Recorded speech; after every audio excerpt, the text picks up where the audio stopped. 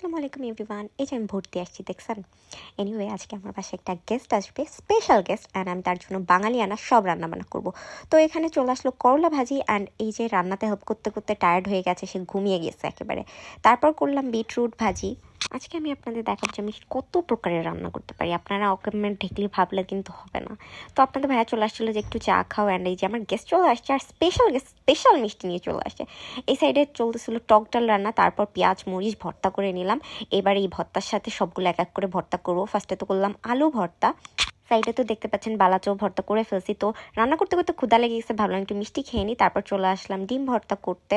তো 3 প্রকারের ভর্তা হয়ে গেছে, এবার ভাবতেছিলাম এবার কি রান্না করা যায়। এর ভিতর এদের দুষ্টামি শুরু হয়ে গেছে। আমি তারপর করলাম হচ্ছে বেগুন ভাজি, যেটা ছাড়া একেবারে ইনকমপ্লিট। তার পাশাপাশি করেছিলাম চিকেন, যেটা না করলেই না, আর টিকিয়া। তো দেখছেন আমি কত কিছু রান্না করতে পারি, অল্প টাইমের ভিতর কিন্তু সব রান্নাগুলো করে ফেলছি।